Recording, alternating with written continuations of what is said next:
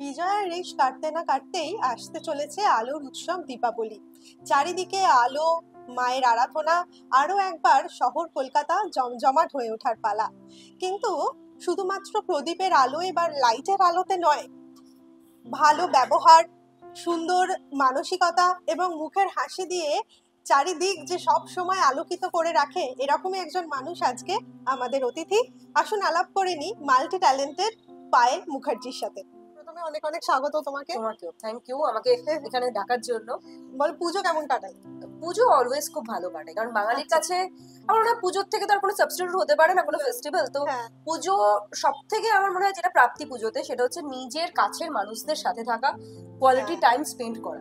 মানে শুধু ফ্যামিলি নয়, তার সাথে বন্ধু বান্ধব, স্কুল লাইফের বন্ধু বান্ধব যারা হয়তো এখন বিভিন্ন কাজের সূত্রে বা হয়তো বিবাহ সূত্রে বাইরে রয়েছে, সবাই সময় ফেরে, নিজেদের কাজিনরা সবাই, মানে এই মোমেন্টটা, মানে এটার জন্য আমরা সারা বছর ওয়েট করে থাকি। এবং আমি যেহেতু পার্সোনালি প্রচুর বাইরে আমার ট্রাভেল হয়, যেহেতু আমি বম্বে এবং সাউথেও কাজ করি, তো আমার কাছে পুজো, আমি পুজোতে মানে ভীষণ ভাবে এটা আমি স্ট্রিক্ট যে পুজোতে আমি কোনো কাজ নেই। কারণ সাপোজ সাউথে ওই সময় তো ওদের কাছে কোনো ব্যাপার না, ওরা ডেট চায়, কিন্তু নো ওয়ে, পুজোতে আমি কলকাতাতেই থাকবো। আর ঠাকুর দেখা হয় অবশ্যই, এটা কোনো কথা? এটা বাঙালি ঠাকুর দেখবে না তাহলে পুজো কি করে হবে? ঠাকুর দেখা হয়। এবং কোথাও একটা আমরা লাকি, কারণ আমাদের যে বিভিন্ন রকম জাজিং এর ইভেন্ট হয় বলো বা পুজো পরিক্রমা, সেগুলোতে মানে ওই ঠাকুর দেখাও হয়ে যায় এবং একটা প্যান্ডেল হপিং সবটাই হয়ে যায়। ফাঁকা ফাঁকাই যে এই ব্যাপারটা। পুজোর সাজগোজে সেই কটা দিন কি শুধু শাড়ি? শুধু শাড়ি। আমি এমনি শাড়ি পরতে খুব ভালোবাসি। আচ্ছা, হ্যাঁ, এখন পুজো এবং আবার দিওয়ালি এলে শাড়ি পরতে হবে, যার জন্য আজকে আমি শাড়ি পরিনি। আচ্ছা, কিন্তু শাড়ির থেকে ভালো বোধহয় বাঙালি বা ইন্ডিয়ান নারীকে আর কিছুতে লাগে না। সো পুজোর এই কটা দিন একটা মানে আমাদের নিজেদের ট্র্যাডিশন, নিজেদের কালচারকে আমার মনে হয় আমাদেরকে ফোকাস করাটা উচিত, এবং আমি শুধু শাড়ি পরে থাকি। সামনে আলোর উৎসব আসছে, কি প্ল্যান তোমার? দিওয়ালিতে আমাদের শুধু তো দিওয়ালি নয়, তার সাথে কালী পুজো আছে। আমাদের আবার ওই দিওয়ালির রাতে যে লক্ষ্মী পুজোটা হয় সেটা থাকে, তার সাথে আবার ভাইফোঁটা। তো দিওয়ালি মানেও একটা মানে ব্যাক টু ব্যাক একটা পুরো প্যাকড ফেস্টিভ্যালস এর একটা বিষয়। তো অনেক কিছু প্ল্যান আছে, যেটা বললাম যে ব্যাক টু ব্যাক চলতে থাকবে। তো কালী পুজোও আছে, সেখানে বাজি ফাটানোও আছে, সেখানেও আবার গেট টুগেদার। ভাইফোঁটা তো একটা আমাদের, ওটাও আর একটা সারা বছরের ওয়েট করে থাকার মতো বিষয়, কারণ যত ভাই বোন সব এই সময় দেখা হওয়ার একটা সুযোগ। আমরা মানে বাঙালিদের ক্ষেত্রে আমার মনে হয় ভাইফোঁটাটা মোর সিগনিফিকেন্ট দ্যান রাখি। আমরা কিন্তু ভাইফোঁটার জন্য ওয়েট করে বসে থাকি। তো ভাইফোঁটা আছে তো, এবং দীপাবলি তো এখন আমাদের, ধনতেরাস তার সাথে, মানে ব্যাক টু ব্যাক ইভেন্টস। ধনতেরাসেও এখন কিছু না হোক একটা কিছু কেনা, লক্ষ্মী দেবী যাতে সহায় থাকে, তো সেটা চলতে থাকে। আমাদের তো 12 মাসে 13 পার্বণ, আরো বেড়ে যাচ্ছে, এখন 12 মাসে 22 পার্বণ হয়ে গেছে। কারণ এখন এমন একটা কসমোপলিটন একটা মানে এনভায়রনমেন্ট তৈরি হয়েছে, যেগুলো আমাদের অতটা সিগনিফিকেন্ট ছিল না এখানে। ধরো আমাদের গণেশ পুজো বা সেগুলো কিন্তু এখন অনেক বেশি আমাদের কালচারে ইন হয়েছে। সো ফলে আমাদের আরো বোধহয় পার্বণের জন্য বেড়ে গেছে, এবং এগুলো শেষ হলে ক্রিসমাসের একটা হাওয়া চলে আসবে, পরপর চলতে থাকবে। এবার তোমার কাজের প্রসঙ্গে আসি। তোমার একদিকে তুমি নায়িকা, একদিকে এখন প্রযোজনার কাজ করছো, একদিকে এন্টারপ্রেনার। এবার এতগুলো দায়িত্ব, এতগুলো কাজ সামলাও কি করে? দেখো, মন থেকে ভালোবেসে কোনো কাজ করলে সেটা সামলানোর জন্য কোনো ভাবতে হয় না বা টাইম ফ্রেম তৈরি করতে হয় না, সেটা হয়ে যায়। এবং আমার জীবনে আমি সবসময় বিলিভ করি, এবং আমি সেটাই করেছি, যেটা আমার যখন ভালো লেগেছে আমি করেছি। এবং ওই শ্রীমদ্ ভগবত গীতায় বলা আছে না যে কাজ করে যাও, ফলের আশা করো না। তো আমি সেটাই করে গেছি, এবং যা হয়েছে ভালোই হয়েছে ঈশ্বরের দয়া। তো এবং আমি হ্যাপি, আমার লাইফে কোনো রিগ্রেট নেই কোনো। আমার মনে হয় সেটা ভীষণ ইম্পর্টেন্ট আমাদের প্রত্যেকের ক্ষেত্রে। তো সেইটা হয়েছে বলে সবটাই কোনোভাবে হয়ে যায়। আমি ছিলাম একাডেমিক্সে, আমি এমফার্ম করেছি, ফার্মাকোলজি মাস্টার্স।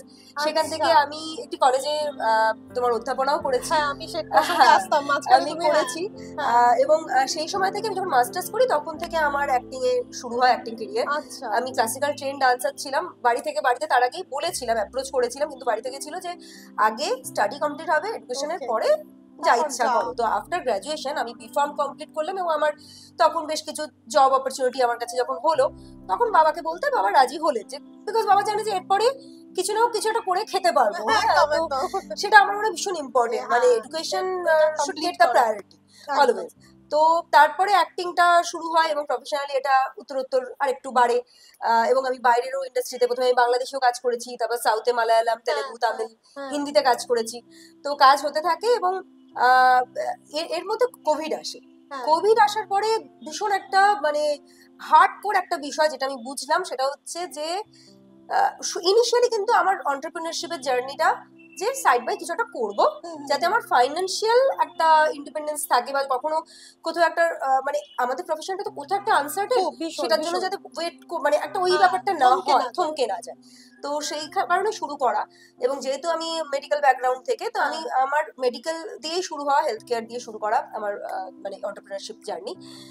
তার পরবর্তীকালে এটা একটা নেশায় পরিণত হয়েছে, এটা আমার একটা প্যাশনে পরিণত হয়েছে, কারণ ফর এমপ্লয়মেন্ট। ইনিশিয়ালি একটা ব্যবসা করবো, তাতে কিছু আমার হয়তো এমপ্লয়ি লাগবে, সেরকম ভাবে স্টার্ট করা। বাট পরবর্তীকালে যখন দেখলাম যে এমপ্লয়মেন্ট জেনারেট হয় এবং তাদের ফ্যামিলি, তাদের হয়তো বাচ্চা বা তাদের মানে পুরো বাবার ওষুধও হয়তো সেখান থেকে আসছে, মানে যে মেম্বার আর্নিং মেম্বার এখানে কাজ করছে, তো সেটা একটা কিন্তু নেশার মতো, এবং সেটা একটা আলাদা স্যাটিসফ্যাকশন। ঠিক কথা। সেখান থেকে মানে আরো ওটার প্রতিও প্যাশনেট হয়ে পড়ি, এবং আমার এন্টারপ্রেনারিয়াল ক্যারিয়ার চলতে থাকে, এবং অ্যাক্টিং তো যেরকম চলছেই। তারপরে যেটা হলো যে যেহেতু অ্যাক্টিং ব্যাকগ্রাউন্ডটা রয়েছে, ক্রিয়েটিভ মাইন্ডটা রয়েছে, এবং কোথাও একটা বিজনেস আইডিয়াটাও মাথায় এলো, তখন মনে হলো এবার একটু প্রযোজনার চেষ্টা করে দেখি না, খারাপ কোথায়।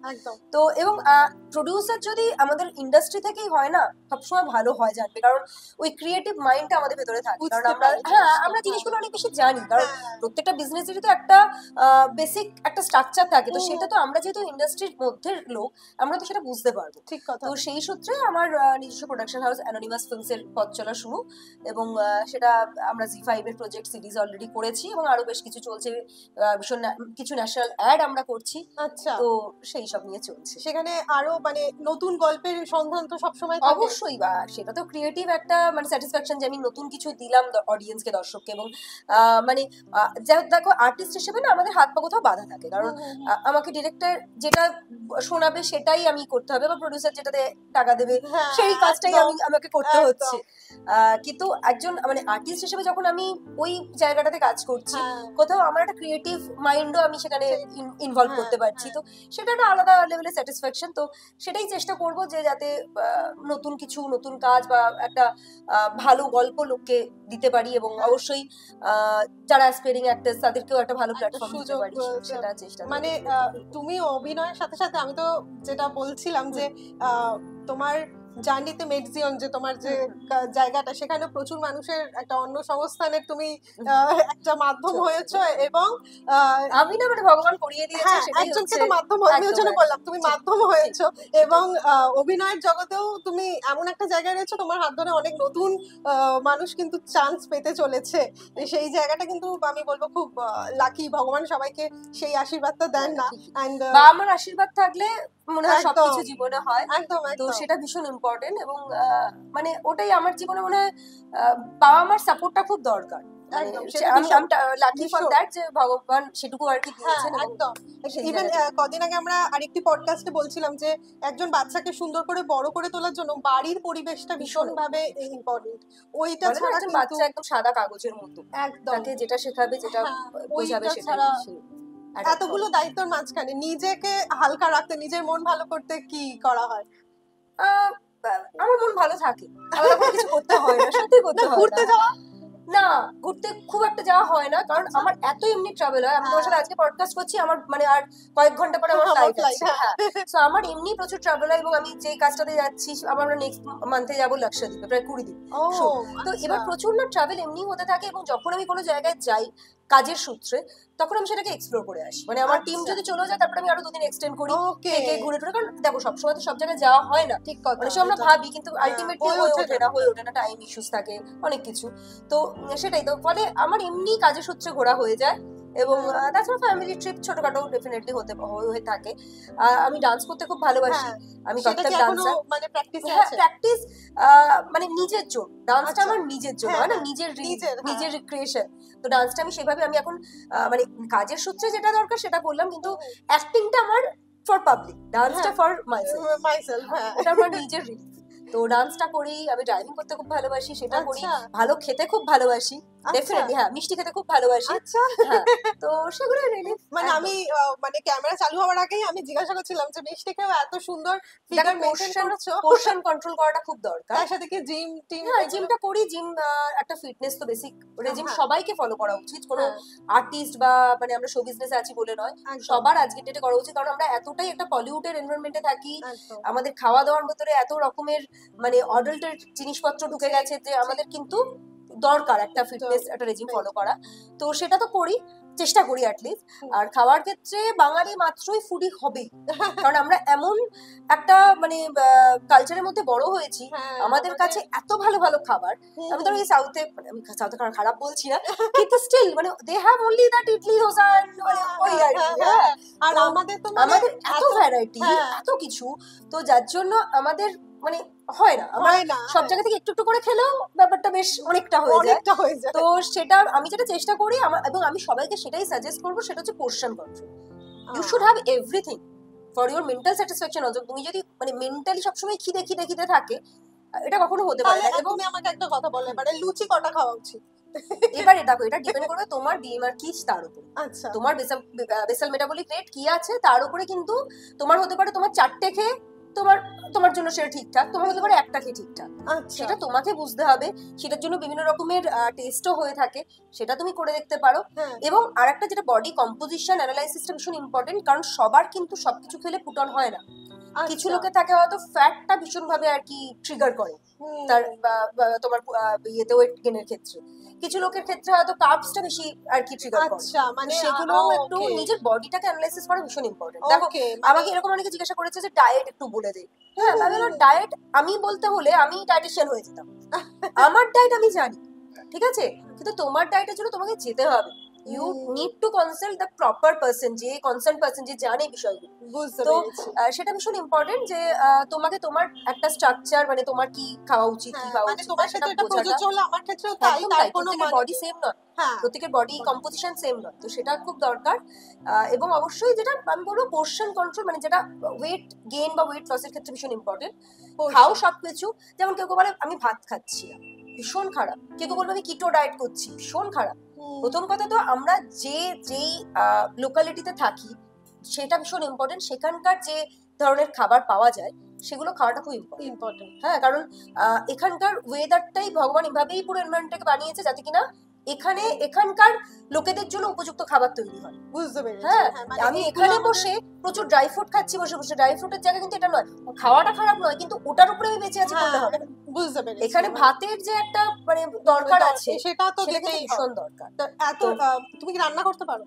রান্না পারি, অবশ্যই পারি, আচ্ছা, আমি সব পারি, এটা আমি মনে করে থাকি। মানে আমি যে প্রথমে ইন্ট্রোটা দিলাম মাল্টি ট্যালেন্টেড, এটা সত্যিই তাই? না রান্না করতে পারি কিন্তু রান্না করাটা হয় না। আচ্ছা, আর রান্নার এত ব্যস্ততার না মাঝখানে সেটার জন্য না, আমার মা এত ভালো রান্না করেন এবং মার ওটা একটা প্যাশন রান্নাটা। হ্যাঁ আমার অতটাও রান্নার প্যাশনটা নেই, কিন্তু আমি খুব ভালো রান্না করি, কারণ আমি যেটা করি সেইটা সেই মুহূর্তে আমি প্যাশনেটলি করি। তো বাট মা ওটা নিয়ে খুব মানে ব্যস্ত থাকেন, মা ওটাতে আর কি ফোকাস পুরো, যার জন্য আমার অতটা করা হয় না। কিন্তু আমি করেছি, আমি কোভিডের সময় আমি প্রায় 1 মাস রান্না করেছি টানা, কারণ আমার মা অসুস্থ হয়েছিলেন এবং সেই সময় বাইরের কোনো অ্যালাউ ছিল না, বাইরের খাবার ইত্যাদি। তো মার কোভিড চলা এবং তারপরে 14 ডেজ কোয়ারেন্টাইন, এবং আমি সেই সময় পুরো তো বুঝছি, এবং ওই সময় ওটা একটা বেশ একটা এক্সপ্লোর করার মতো বিষয় ছিল। পুরো টানা 1 মাস রান্না করেছি, এবং বাঙালি যে কোনো খাবার, সে মাছের মাথা দিয়ে ডাল বলো, মুগ ডাল বলো, সবকিছু মানে সবকিছু করেছি আমি। ওই 1 মাসে আমি আমার রান্নার যা প্যাশন ছিল সেটাকে কমপ্লিটলি এক্সপ্লোর করেছি। তার মানে একদিকে রান্না, একদিকে নিজেকে মেনটেন করা, একদিকে সিনেমা, একদিকে নাচ, সবকিছু নিয়ে জমজমাট, শুধু মানে শহর কলকাতার মতো তোমার জীবনটাও। হ্যাঁ জীবন তো এরকমই হওয়া জীবন উচিত। এবার একদমই তাই, একটা জীবন, এরপরে তো আমরা জানি না কি আছে না আছে, তো ফলে জীবনটাকে এনজয় করাটা খুব দরকার, খুবই দরকার। আর আরেকটা যে এটা কথা তোমাকে জিজ্ঞাসা করব, তুমি বলে একটা যে তুমি পড়ানোর অধ্যাপনার মধ্যে ছিলে, সেই প্রফেশনটাকে ছাড়লে কেন? দেখো ইনিশিয়ালি খুবই ভালো লাগতো পড়াতে, কারণ আমার স্টুডেন্টরা খুব একটা আমার থেকে ছোট না, 4-5 বছরের ধরো, কিন্তু যেটা ওদের সাথে আমার মাইন্ডসেটে যেখানে পার্থক্য আমি ফিল করেছিলাম, ওরা তখনও স্টাডি করছে, ওদের কিন্তু তখনও আর্নিং করা বা ওই ব্যাপারগুলো মাথায় আসেনি, বা ফলে ওদের ভেতরে একটা ফ্রি স্পিরিট ছিল। একদম। আর আমি তখন অলরেডি পড়াশোনা হয়ে গেছে, জাস্ট কমপ্লিট করে এবার আমাকে রোজগার করতে হবে বা দায়িত্ব, এবার বাড়ি থেকেও আস্তে আস্তে দায়িত্ব ছাড়ছে, যে মানে যাতে কিনা আমরা গ্রো করি। অফকোর্স বাড়ি থেকে ছাড়াটা ভীষণ ইম্পর্টেন্ট। তো সেই জায়গা থেকে তখন একটা দেখবে মানে ওই ফ্রি স্পিরিটটা থাকে না তখন, একটু আর কি যে একটু করতে হবে, এতটা ক্যাজুয়াল ক্যাজুয়াল ব্যাপারটা হয়। সো আমি ওদের সাথে যখন ইন্টারঅ্যাক্ট করতাম আমি ওই ফ্রি স্পিরিটটা পেতাম ওদের কাছ থেকে, আমার খুব ভালো লাগতো সেদিক থেকে করতে। এবং একটা যেটা হয় যে যখন তুমি অধ্যাপনায় থাকবে তোমাকে নিজেরও একটা ওই স্টাডি করা বা একটা পড়াশোনার ভিতরে থাকা সেটা হয়, তো নিজের সাবজেক্টের সাথে কানেক্ট করার ইজিয়ার হতো। আমার দুটো তিনটে যেটা প্রবলেম হলো, একটা হচ্ছে যেহেতু আমি যদি কলকাতায় শুট থাকতো সেটা আমি কলেজে ম্যানেজ করতে পারতাম, যে আমার এই ডেটে শুট রয়েছে। এবং আমি যেহেতু টেলিভিশনটা সেভাবে করিনি, আমি দুটো কাজই করেছিলাম শুরুতে একদম ইনিশিয়ালি। আমি যেহেতু মুভির কাজই করেছি ম্যাক্সিমাম মুভি বা সিরিজের, আমাদের বিভিন্ন ডেট আর কি ব্লক থাকতো, তো সেই সময় আমি কলেজেও আর কি ব্যাপারটাকে ম্যানেজ করতে পারতাম। আমার প্রবলেম যেটা হলো যখন আমি বাইরে কাজ করা শুরু করলাম, আমি কোভিডের পর থেকে বাইরে কাজ করা শুরু করলাম, তো তখন ওটা পসিবল হচ্ছিল না। আর একটা যেটা ব্যাপার সেটা হচ্ছে যে ডিউরিং কোভিডও ব্যাপারগুলো অনেকটাই ওই ওয়ার্ক ফ্রম হোম হয়ে গেছে। তো এবার ক্লাসেস না আমরা এমন একটা সাবজেক্টের সাথে যুক্ত যে ফার্মাকোলজি, সেটা উইদাউট প্র্যাকটিক্যাল সেটা হয় না। তো সেটা ওই এবং অনলাইনে ছেলেপিলেরা আর কি আধ থেকে ক্যামেরা অফ করে রেখে কোথায় চলে যাবে, ওই ইন্টারাকশনটা যদি না হয় না তাহলে ওই মানে এনার্জিটা পাওয়া যায়। তো সেটার জন্য আর আমি যে বললাম আমি কোনো কাজ ভালো না বাসতে ভালো না লাগলে আমি করতে পারি না, সেটাকে কন্টিনিউ করতে পারি না। তো তখন আমি আস্তে আস্তে ওটার প্রতি আর কি ইন্টারেস্টটা হারিয়ে ফেলছিলাম। তো তারপরে ওটাকে ছেড়ে দিয়ে তারপরে আমি আমার এন্টারপ্রেনারিয়াল জার্নি শুরু করলাম। আচ্ছা, একটা লম্বা জার্নি, এখনো তো সামনে কোনো নতুন ছবির কাজ? একদম ছবির কাজ চলছে, বেশ কিছু রিলিজও আছে। আচ্ছা, আমার বোম্বেতেও বেশ কিছু রিলিজ আছে। বোম্বেতে তোমার একটা অ্যামাজনের একটা সিরিজ রিলিজ আছে, একটা মুভি রিলিজ আছে আরিয়া বাপ্পারের সাথে, তো অন্তর্জুত। তারপরে তোমার সাউথে দু তিনটে আমার তেলেগুতে রিলিজ আছে।